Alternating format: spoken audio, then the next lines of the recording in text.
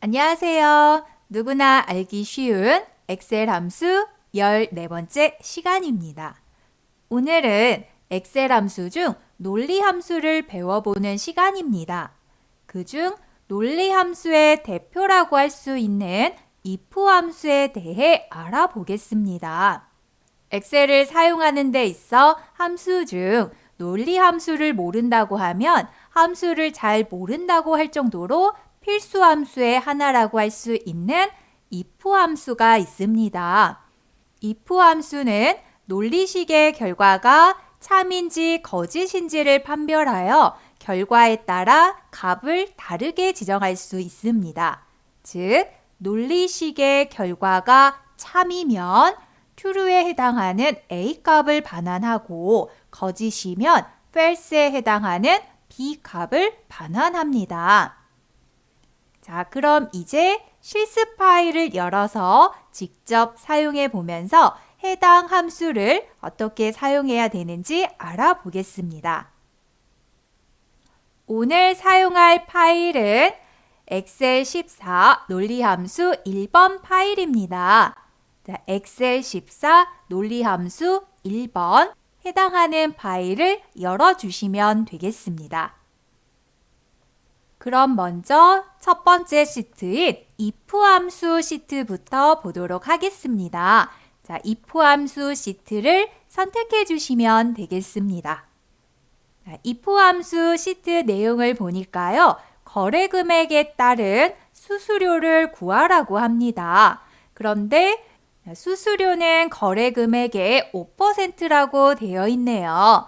그런데 수수료가 1,000원 미만이면 1,000원을 표시하고 그렇지 않으면 실제 수수료 값이 표시되게끔 하라고 되어 있습니다.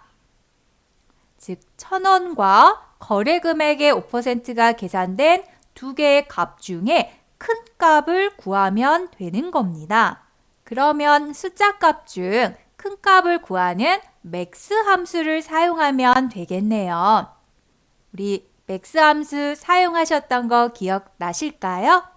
max 함수를 사용해서 1,000원과 거래 금액의 5% 두 값을 가지고 큰 값이 표시되게끔 하면 되는 겁니다.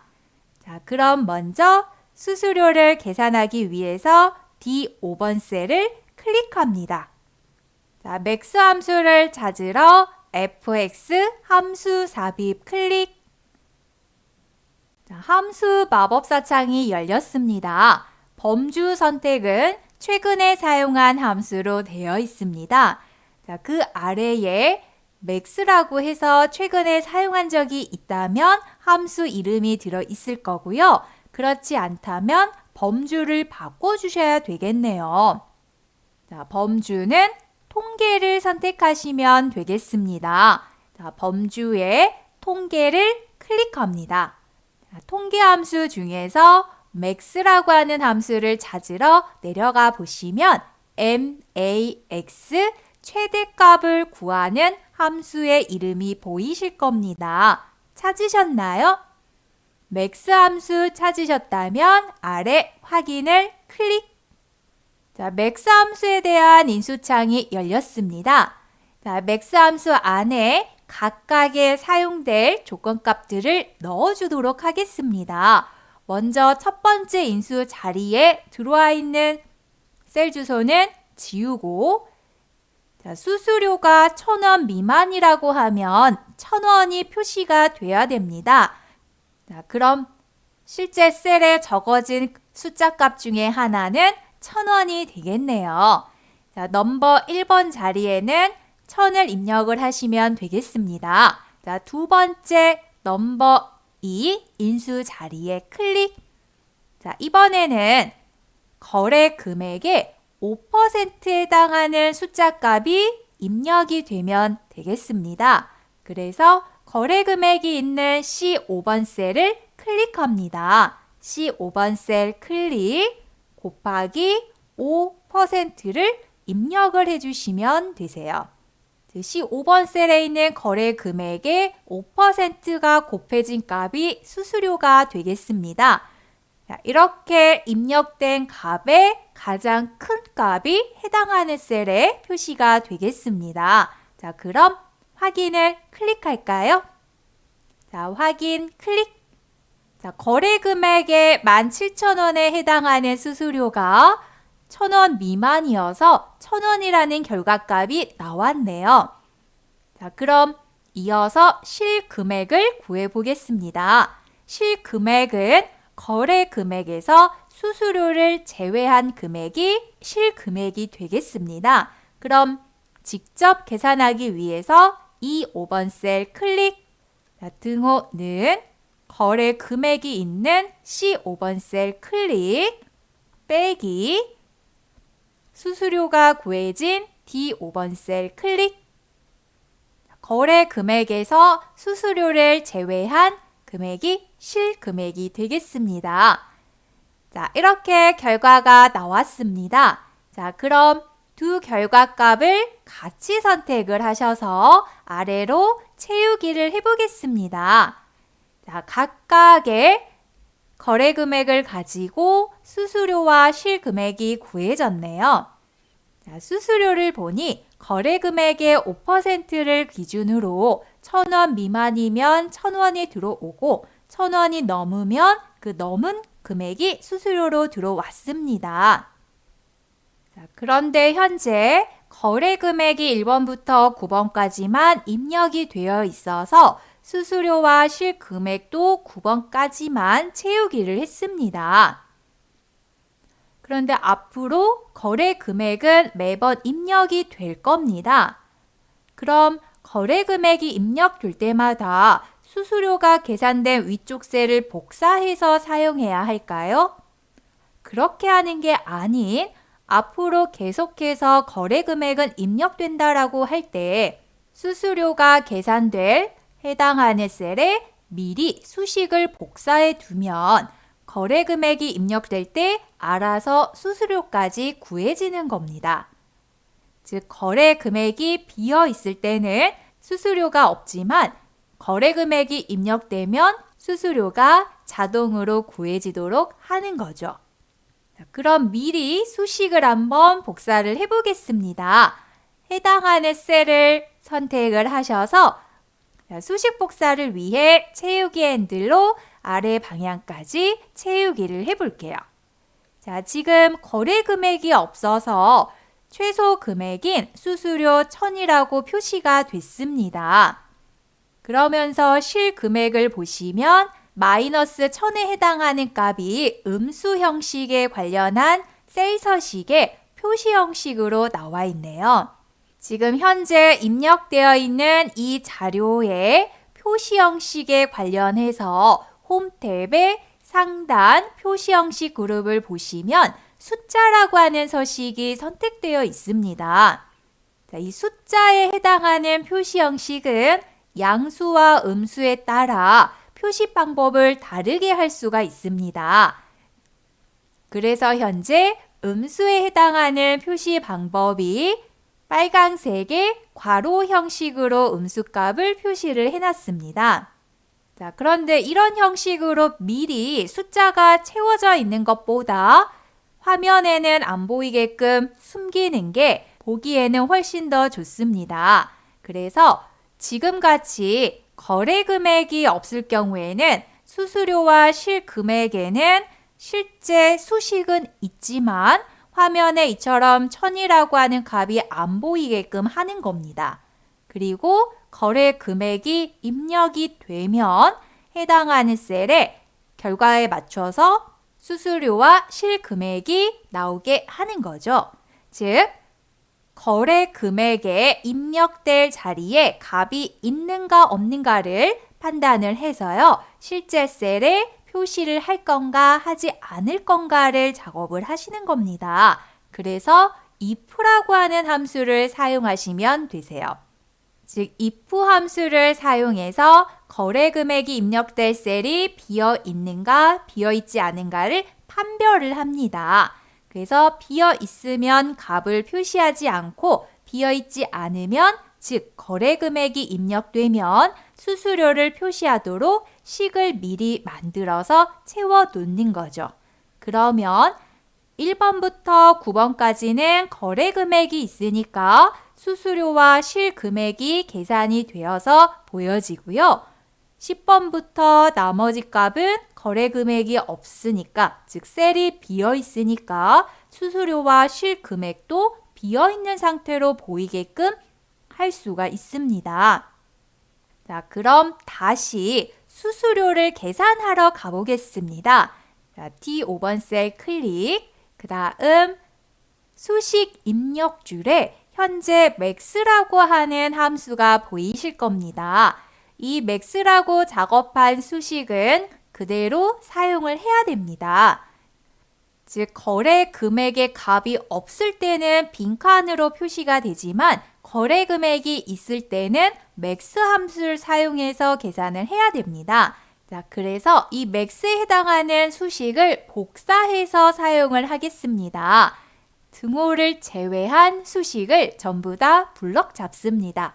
그리고 마우스 오른쪽 버튼 복사를 클릭합니다. 자, 되셨나요? 여기까지 되셨다면 ESC를 눌러서 빠져나오세요. 자, 그럼 이제 수수료에 관련한 계산을 하기 위해서 수수료가 표시된 범위를 선택을 하시고요. 딜리트로 지우겠습니다. 자, 기존에 입력되어 있는 수식은 지우고 다시 계산을 하시는 겁니다. 자, 그러면 D5번 셀에 이제는 if라고 하는 함수를 불러오겠습니다. 자, fx 함수 삽입 클릭. 최근에 사용한 범주가 통계로 되어 있으신가요? 자, 범주를 바꾸도록 하겠습니다. 자, 범주 선택이 통계로 되어 있다면 if 함수가 안 나옵니다. 자, 범주를 논리로 바꿔주세요. 자, 범주 선택은 논리로 선택하시면 되겠습니다. 자, 논리를 클릭하시면 바로 아래에 if라고 하는 함수 이름이 보이실 겁니다. 자, if 함수 찾으셨나요? 그러면 확인을 클릭합니다. 자, if 함수에 관련한 인수창이 열렸습니다. 자, 먼저 첫 번째 인수 자리를 보시면 true나 false로 판정될 값이나 식을 입력하라고 되어 있습니다. 즉 참과 거짓을 판별할 식을 하나 만들어 주셔야 되는데, 자, 우리는 거래 금액이 있는 C5번 셀을 가지고 판별을 할 겁니다. 자, 어떤 판별을 하실 거냐면 해당하는 자리에 값이 있는가 없는가를 판별을 할 겁니다. 그래서 값이 없다라는 조건으로 로지컬 테스트에 입력을 해보겠습니다. 자, 그러면 C5번 셀이 비어있는가를 판별을 하는 데 있어서 비어있는 것과 같다라는 식을 만드시면 되세요. 그래서 같다라는 의미의 등호와 이렇게 큰 따옴표 2번을 해주시면 거래 금액이 입력된 C5번 셀이 빈칸이다 라는 조건이 되시는 겁니다. 그래서 이 조건식이 참인 경우에, 즉 비어있는 경우에는 true에 해당하는 값이 실제 셀에 적어지면 됩니다. 그래서 실제 셀에 적어질 값으로 0을 사용하겠습니다. 즉 C5번 셀이 빈칸이라고 하면 0이라고 하는 값이 실제 셀에 표시가 되는 겁니다. 그 다음 이 세 번째 해당하는 false는 거래 금액이 비어있지 않으면 표시되는 값입니다. 즉 거래 금액이 입력이 되면 수수료를 구해서 표시를 해주는 겁니다. 우리 수수료는 max 함수를 사용해서 구해보셨죠? 그 max 함수를 사용하셨던 식을 이 세 번째 인수 자리에 넣어주시면 되세요. 자, 복사를 잘 해 놓으셨다면 이 세 번째 인수 자리에서 마우스 오른쪽 버튼 붙여넣기 클릭. 자, 그럼 max라고 하는 함수가 사용된 식이 들어왔습니다. 자, 이렇게 만들어진 수식을 보면 첫 번째 인수 자리에 즉 C5번이라고 하는 셀이 빈칸인가 빈칸이 아닌가를 판별을 해서 빈칸이라고 하면 0이라고 하는 값이 입력이 되고 빈칸이 아니라고 하면 max라고 하는 결과값이 들어오는 수식을 하나 만들어 보셨습니다. 자, 여기까지 되셨습니까? 자, 여기까지 되셨다면 확인을 클릭. 자, D5번 셀의 결과가 나왔습니다. 현재는 거래 금액이 17,000원이 입력이 되어 있죠. 그래서 if 함수가 판별을 해서 비어있지 않다라고 판별을 내린 겁니다. 즉, 세 번째 인수 자리에 있는 max가 계산이 된 거죠. 자, 이렇게 구해진 수식을 아래로 쭉 채우기 해보겠습니다. 자, 각각의 거래 금액이 있을 때는 수수료가 계산이 되고 거래 금액이 이처럼 비어 있을 때는 조건식이 참이 되어서 true에 해당하는 두 번째 인수가 셀에 들어왔습니다. 자, 되셨습니까? 자, if 함수라고 하는 논리 함수를 사용을 하셔서 이렇게 거래 금액이 없을 때는 0으로 표시가 되다가 거래 금액을 입력하면 계산이 됩니다. 자, 그럼 한번 거래 금액을 입력을 해볼까요? C14번 셀에 넘버 10번에 해당하는 자리에 거래 금액을 한번 입력을 해보겠습니다. 자, 거래 금액을 저는 36,000을 입력을 해보겠습니다. 자, 그럼 과연 수수료가 나오는가? 엔터. 36,000에 해당하는 수수료가 나왔네요. 즉, 해당하는 셀이 비어 있을 때는 0으로 표시가 되다가 이렇게 거래 금액을 입력하니 수수료와 실금액이 구해졌습니다. 이렇게 미리 수식을 만들어 놓으면 매번 작업이 간편해집니다. 그럼 여기서 추가로 0으로 보이는 이 셀 값을 변경시켜 볼까요? 자, 현재 셀에 사용 중인 서식이 숫자라고 하는 서식이라고 설명을 드렸습니다. 자, 수수료와 실금액이 들어올 범위를 선택을 하겠습니다. 그리고 홈 탭의 표시 형식에 가셔서 여기 쉼표 스타일을 한번 클릭을 해주시게요. 숫자 서식과 다르게 이 쉼표 스타일을 사용하시면 0을 표시하는 방법이 달라집니다. 자, 쉼표 스타일 클릭. 자, 보시면 세 자리마다 동일하게 쉼표는 표시가 되어 있습니다. 그런데 기존에 0을 표시했던 자리가 하이픈 기호로 표시가 되고 있죠. 즉, 0이라고 하는 표시 방식을 다르게 표현해 주는 게 이 쉼표 스타일입니다. 그래서 보시면 위에 회계라는 이름으로 들어와 있을 겁니다. 자, 여기까지 되셨습니까? 그럼 이어서 다음 시트로 이동을 해볼까요? 중첩 if 시트로 이동을 하겠습니다. 자, 중첩 if 시트 클릭. 이번에도 수수료를 구하라고 주어져 있네요. 거래 금액의 5%를 가지고 수수료를 구하는데 구워져 있는 조건이 좀 까다롭습니다. 수수료가 5,000원 미만이면 실제 셀에는 5,000원이 들어오고 수수료가 7만원 이상이면 실제 셀에는 7만원이라는 값이 표시되어야 합니다. 자, 이렇게 조건을 가지고 계산을 하는 데 있어서 사용되는 함수는 if라고 하는 함수입니다. 즉, 조건은 거래 금액의 5%라고 하는 값이 5만 원 미만인가 7만 원 이상인가가 조건이 되는 겁니다. 즉, 첫 번째 조건은 거래 금액의 5%인 수수료가 5,000원보다 작은가입니다. 5,000원보다 작으면 5,000원이 표시되면 됩니다. 그리고 두 번째 조건은 거래 금액의 5%인 수수료가 7만 원보다 크거나 같은가입니다. 7만 원보다 크거나 같으면 7만 원만 표시하면 됩니다. 그러면서 수수료가 5,000원부터 7만 원 미만은 그대로 표시되어야 합니다. 즉, 셀에 입력될 수 있는 값은 세 종류입니다. 5,000원, 7만 원, 그리고 그 중간 값. 이렇게 조건이 두 개이면서 셀에 입력될 수 있는 값이 세 개라면 if 함수는 두 번 사용하면 됩니다. 과연 그럴지 계산을 해볼까요? 자, 수수료를 계산하러 D5번 셀을 클릭합니다. 자, if 함수 찾으러 fx 함수 삽입 클릭. 자, 함수 마법사 창이 열렸습니다.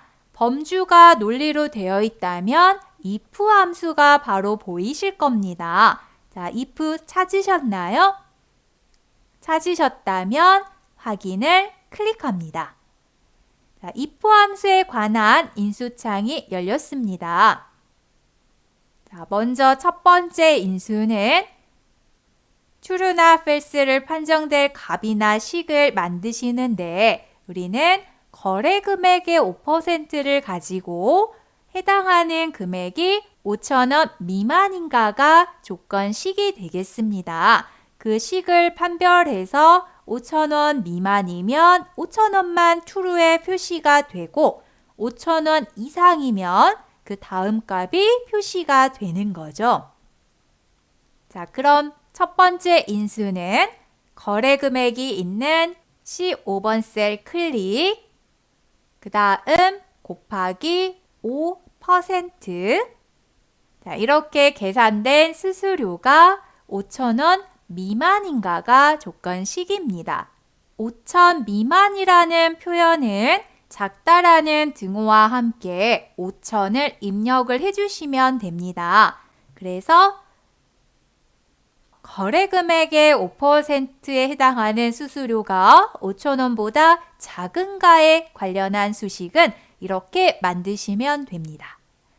자, 5,000원보다 작으면 실제 셀에는 5,000원만 입력이 되면 됩니다. 그래서 두 번째 인수 자리에는 직접 5,000원을 입력하시면 되세요. 자, 이어서 세 번째 인수 자리인 false 자리에도 입력을 해주셔야 되는데, 그런데 우리는 조건이 하나 더 있습니다. 거래 금액의 5%인 수수료가 7만 원보다 크거나 같은가라고 하는 조건을 하나 더 넣어 주셔야 됩니다. 그래서 조건을 하나 더 표시하는 방법은 이 false 자리에 커서를 두시고 다시 if 함수를 불러오시는 겁니다. 그래서 현재 이름 상자 쪽을 보시면 바로 사용하실 수 있게끔 함수 이름이 보이실 겁니다. 그 중에 현재 쓰고 있는 함수 이름인 if라고 표시가 되어 있을 겁니다. if 함수 안에 다시 한 번 더 if를 추가하겠습니다. 이름 상자 쪽에 표시된 if를 그대로 클릭합니다. 자, 그럼 수식 입력줄을 보시면 if 함수의 세 번째 인수 자리가 if가 하나 더 입력이 되어 있습니다. 그러면서 인수창은 다시 새롭게 if 함수를 만들라고 인수창이 바뀌어 있습니다. 자, 이렇게 추가된 if 함수의 첫 번째 인수 자리에는 거래 금액의 5%인 수수료가 7만 원 이상인가를 판별하는 식을 만들어 주시면 되겠습니다. 그래서 C5번 셀 클릭 곱하기 5%. 자, 이때 뭐뭐 이상이라고 하는 의미는 크거나 같다라고 표시를 합니다. 그리고 7만을 입력을 해주시면 되겠습니다. 거래 금액의 5%에 해당하는 수수료가 7만 원 이상인가를 판별하는 판별식이 만들어졌습니다. 그래서 이 판별에 해당하는 판정이 true로 나오면 7만 원이 실제 셀에 적어지는 겁니다. 그리고 거래 금액의 5%에 해당하는 수수료의 금액이 7만 원은 넘지 않으면서 5천 원은 넘는 경우에는 이 세 번째 적어지는 결과값이 수수료 자리에 표시되면 됩니다. 즉, 두 조건을 다 판별하고 남은 나머지 판별값은 세 번째에 표시를 하시면 되세요. 거래 금액에 곱하기 5%에 해당하는 값이 나오면 되는 거죠. 자, 여기까지 되셨을까요? 그러면 확인을 클릭. 자, 수수료가 구해졌습니다. 현재 거래 금액의 5%에 해당하는 값이 5,000원 미만이어서 5,000원이라는 결과가 구해졌네요. 자, 이어서 실금액도 계산을 해보겠습니다. 거래 금액에서 수수료를 뺀 금액이 실금액이 되겠죠. 그래서 등호는 거래 금액이 있는 C5번 셀 클릭, 빼기 수수료가 있는 D5번 셀 클릭, 그리고 엔터. 자, 이렇게 구한 두 값을 같이 선택을 하셔서 우리 채우기 핸들점에서 해당 수식을 복사해 보겠습니다. 자, 현재 거래 금액이 입력되어 있는 자리에는 각각의 수수료가 계산이 되어서 나왔습니다. 거래 금액이 없는 자리는 가장 작은 수수료에 해당하는 5,000원이 입력되어 나왔습니다. 자, 여기까지 잘 따라오셨나요? 자, 거래 금액의 5%를 가지고 수수료를 구하는 데 있어서 5,000원 미만이면 5,000원이 표시되고 7만 원 이상이면 7만 원이 표시가 되면서 두 조건이 아닌 그 외에 해당하는 수수료는 그대로 표시가 되게끔 수식을 구하셨습니다. 그래서 다시 D5번 셀을 클릭을 해보겠습니다. 자, 수식 입력줄을 한번 봐볼까요? 첫 번째 조건에 해당하는 거래 금액의 5%에 해당하는 값을 가지고 5,000원 미만이라고 했을 경우 해당하는 값이 참이면 true에 해당하는 5,000원이 결과로 나오고 그렇지 않고 5,000원 이상에 해당하는 값이 구해졌을 경우 다시 한번 조건을 주어서 7만 원 이상에 해당하는 값을 기준으로 7만 원 이상이면 7만 원이 나오고 그렇지 않은 나머지 값들은 그대로 구해지게끔 수식을 만드셨습니다. 자, 되셨습니까? 자, 여기까지 구해 보셨다면 하나 더 작업을 해보겠습니다. 자, 이번에는 거래 금액이 비어있는 경우에 해당하는 조건식을 추가시키겠습니다.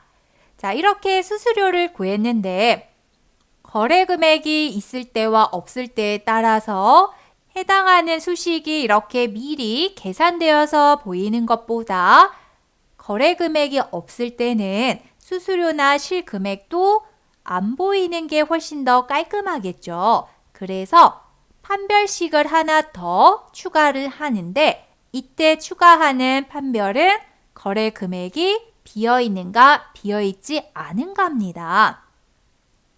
가장 먼저 들어가는 판별식으로 넣으시면 되세요. 즉, 거래 금액이 비어있을 때는 수수료가 구해지지 않고 거래 금액이 입력이 되었을 때 그때부터 5,000원 미만인가 7만 원 이상인가에 해당하는 수식을 만드시면 됩니다. 그래서 이 D5번 셀에 입력되어 있는 수식에 if를 한 번 더 추가해 주시면 되세요. 자, D5번 셀 다시 클릭. 자, 그럼 수식을 수정해서 if를 추가해 보겠습니다. 자, 거래 금액이 들어올 자리가 비어있는가 비어있지 않은가를 먼저 최우선으로 판별을 해야 됩니다. 그래서 수식 입력줄에 현재 구해져 있는 if의 가장 앞에 등호가 있는 바로 그 뒤에다 클릭을 합니다. 즉 현재 구해져 있는 조건식보다 더 앞에 들어와야 됩니다. 자, 클릭을 하셨다면 여기에 if를 직접 입력을 해줍니다. 자, if 입력을 하시다 보면 바로 아래에 if라고 하는 함수명이 보이실 겁니다. 이렇게 찾아진 함수 이름을 바로 사용하실 때는 키보드에 있는 탭 키를 한번 눌러줍니다. 자, 그러면 if라고 하는 함수명이 들어오면서 자동으로 괄호가 열렸습니다. 함수를 사용하는 데 있어서는 괄호가 필수입니다.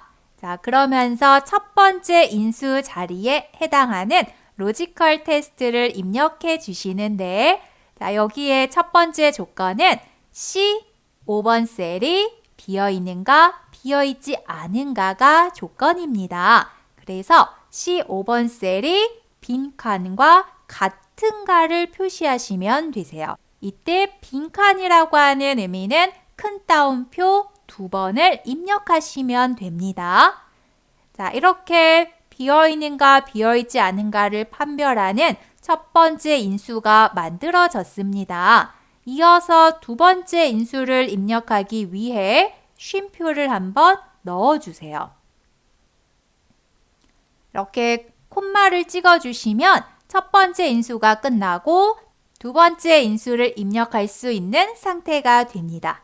자, 두 번째 인수는 비어있는 게 참인 경우 화면에 표시될 값입니다. 우리는 0을 입력하겠습니다. 그럼 이제 세 번째 인수에 해당하는 false를 입력을 해주기 위해서 인수 자리를 구분하는 쉼표를 한 번 더 입력해 주시면 되겠습니다. 그럼 세 번째 인수를 입력할 수 있는 false 자리가 활성화됐습니다.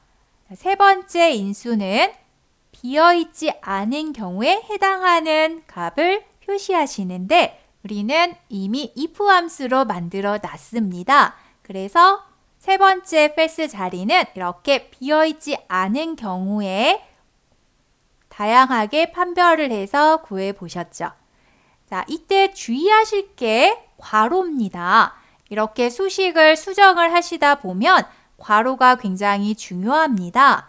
현재 괄호를 잘 보시면 색상이 다르다라는 것을 확인하실 수가 있을 겁니다. 그래서 if 함수의 가장 첫 번째 괄호가 검정색으로 되어 있다면 이걸 마무리하는 마지막 괄호도 검정색으로 끝나야 됩니다. 네, 보시면 두 번째 해당하는 괄호 붉은색 괄호가 마지막 끝에 되어 있는 걸 확인하실 수가 있죠. 괄호의 개수가 안 맞을 경우에 수식을 완료하시게 되면 메시지 창이 뜹니다. 그때 마지막 끝괄호는 자동으로 만들어주기도 합니다. 그렇지만 우리는 더 정확하게 하기 위해서 마지막 끝에 클릭을 합니다. 그리고 직접 괄호를 입력해 주세요. 자, 그럼 이제 괄호의 개수가 맞아지면서 색상도 각각 정확하게 짝을 이뤘을 겁니다. 자, 여기까지 되셨나요? 그러면 엔터. 자, 이렇게 수식이 완성이 되었습니다. 자, 이렇게 완성된 수식을 다시 수식 복사로 채워 보겠습니다. 자, 아래 방향으로 드래그. 자, 그랬더니 거래 금액이 있고 없고에 따라 수수료의 값이 달라졌습니다. 자, 여기까지 되셨나요? 자, 이렇게 구해진 결과에 0으로 표시되는 게 싫으시면 표시 형식에서 쉼표 스타일을 사용해 주시면 된다라고 안내를 해 드렸습니다. 즉 수수료와 실금액이 들어올 범위를 선택을 해주시고 표시 형식에 쉼표 스타일을 클릭해 주시면 되시죠. 자, 쉼표 스타일 클릭. 자, 그러면 0으로 표시되었던 값이 하이픈 기호로 표시가 되고 있습니다. 자, 여기까지 잘 되셨습니까? 자, 그럼 이제 마지막 시트인 출석부 시트를 클릭해 보겠습니다. 자, 출석부 시트 클릭. 자, 교육 출석부가 입력되어 있네요. 5일간의 출석 내용을 통해서 과정이 수료가 되었는지를 구해보는 작업이 되겠습니다. 그럼 먼저 출석일을 구해볼까요? 자, 출석일은 1일부터 5일까지 각각의 동그라미 표시가 입력되어 있는 개수를 구하면 되겠습니다. 이 동그라미 기호를 우리가 직접 입력을 하지 않았기 때문에 숫자인지 문자인지 바로 파악이 안 되죠. 이럴 때는 값이 있는가 없는가를 기준으로 개수를 구하면 되겠네요. 그럼 어떤 함수를 사용하면 될까요? 다 기억하고 계시죠? 네, count A 함수를 사용하면 되겠습니다. 자, 그럼 출석일 계산을 해볼까요? I 4번 셀 클릭, fx 함수 삽입 클릭, count A 함수를 찾으러 가겠습니다. 범주가 논리로 되어 있으면 count A 함수는 안 보이실 겁니다. 범주를 통계로 변경을 해주세요. 자, 범주는 통계를 선택을 해주시면 이 안에서 count A 함수를 찾으실 수 있습니다. 자, count A 함수 다 찾으셨나요? 찾으셨다면 아래 확인 클릭. count A에 관한 인수창이 열렸습니다. 자, 개수를 구하기 위한 셀 범위를 선택해 주시면 되겠네요. 기존에 들어와 있는 범위는 지우고 D 4번 셀부터 H 4번 셀까지 드래그 합니다.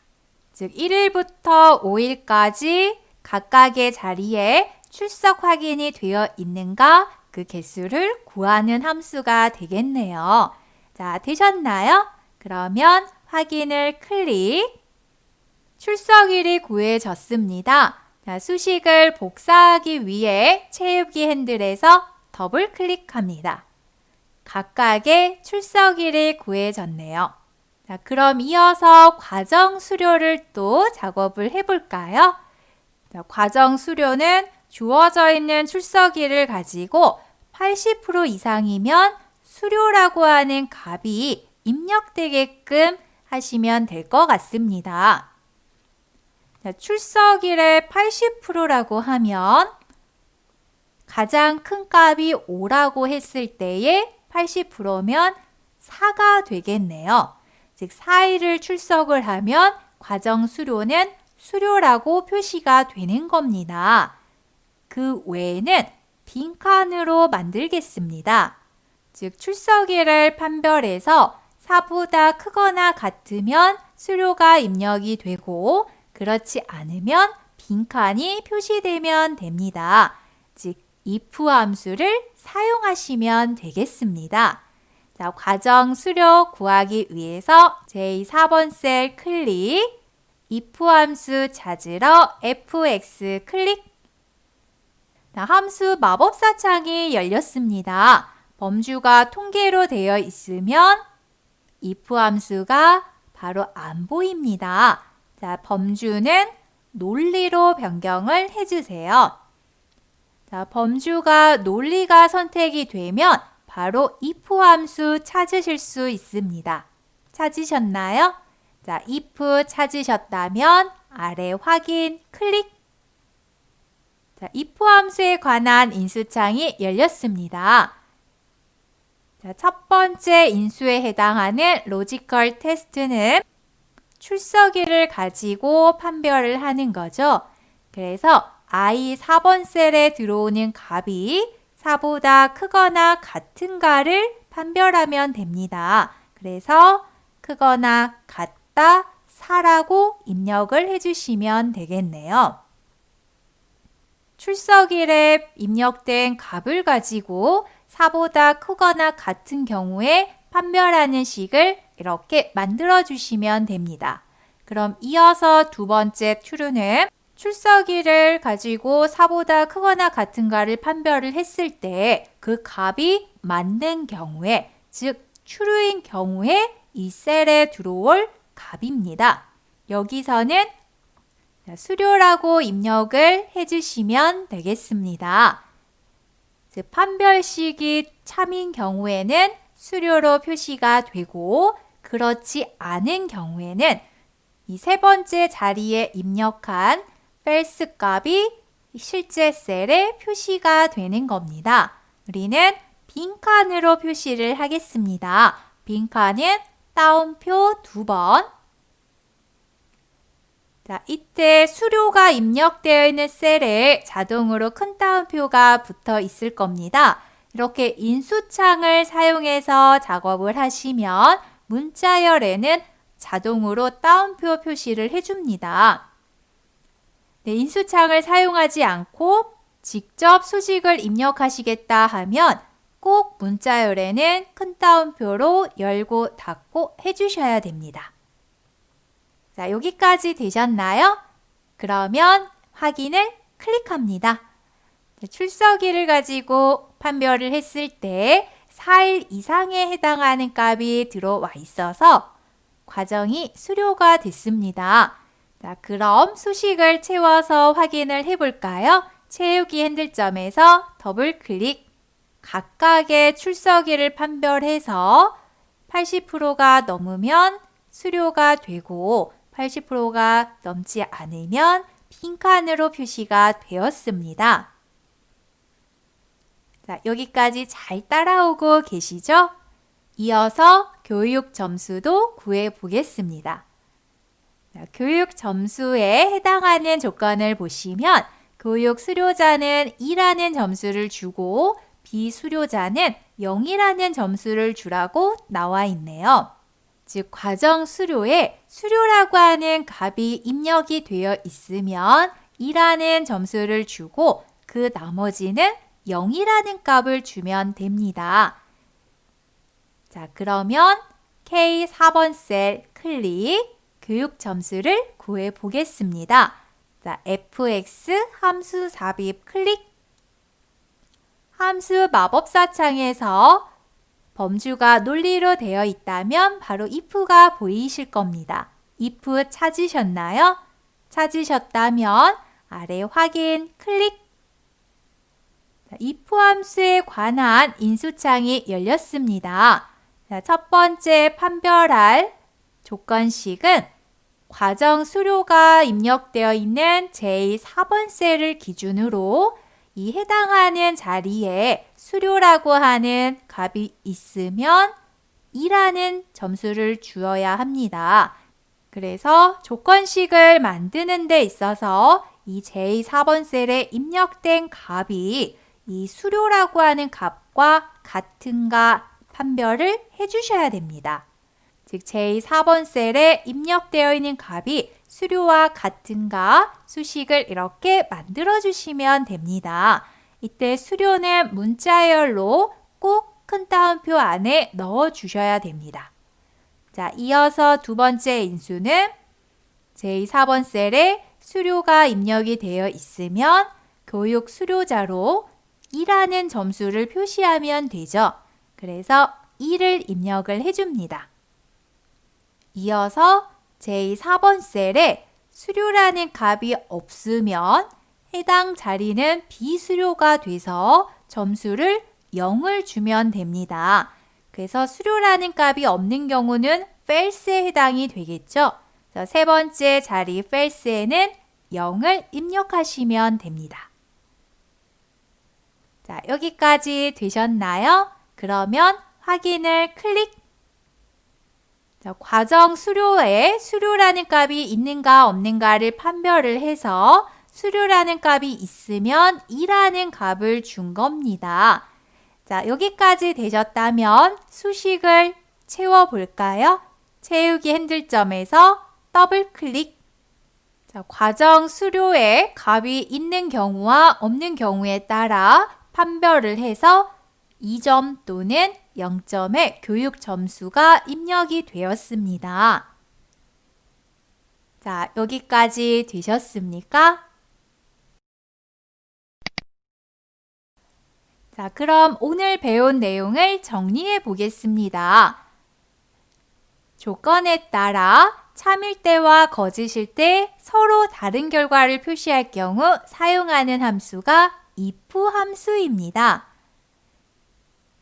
이때 조건이 2개인 경우에는 if 함수를 1번 사용하고 조건이 3개라면 if 함수를 2번 사용합니다. 또는 조건이 4개라면 if 함수는 3번 사용이 되는 거죠. 그래서 조건에 따라 실행할 작업이 다른 경우에 if 함수를 사용하는 데 있어 경우의 수가 n개이면 n-1만큼의 if를 중첩해서 사용하시면 됩니다. 이 if라고 하는 함수는 엑셀 사용자라면 꼭 알아야 되는 함수입니다. 그만큼 많이 사용되는 함수이기 때문에 꼭 체크하고 넘어가시면 좋을 것 같습니다. 정보화 강의를 잘 듣고 계신가요? 그럼 북구청 홈페이지에 방문하셔서 설문조사를 부탁드리겠습니다. 이렇게 북구청 홈페이지에 접속하시면 왼쪽에 소통 참여라고 하는 공간이 있습니다. 보이시죠? 그곳에 바로 2번째 설문조사라고 하는 항목이 있습니다. 찾으셨나요? 그럼 설문조사 글자에 클릭하시면 됩니다. 설문조사 화면으로 변경이 되셨다면 현재 진행 중인 설문조사가 그 안에 보이고 있을 겁니다. 바로 10월 정보화 교육 설문조사에 대한 참여하실 수 있는 게시글이 보이실 겁니다. 여기까지 잘 찾아오셨죠? 바로 그 옆에 참여하기가 있습니다. 자, 참여하기 글자에 클릭. 그럼 바로 설문조사 화면이 나옵니다. 1번 문항부터 차근차근 읽어가시면서 하나씩 체크해 주시면 되겠습니다. 그렇게 해서 마지막까지 문항을 체크를 해주시고요. 9번 문항을 보시면 현행 주민정보화 교육 운영에 대한 전반적인 의견이 있으시거나 간단한 건의사항이 있으시면 여기에 적어주시면 됩니다. 자, 여기까지 해서 모든 항목에 체크를 하셨다면 마지막에 꼭 설문 참여하기 클릭을 해주셔야 완벽하게 설문에 참여하실 수 있습니다. 꼭 마지막에 설문 참여하기 클릭해 주세요. 여러분의 좋은 의견을 남겨주시면 감사하겠습니다. 자, 여기까지 되셨나요? 그럼 오늘은 여기까지 배워보겠습니다. 다음 시간에 뵙겠습니다. 감사합니다.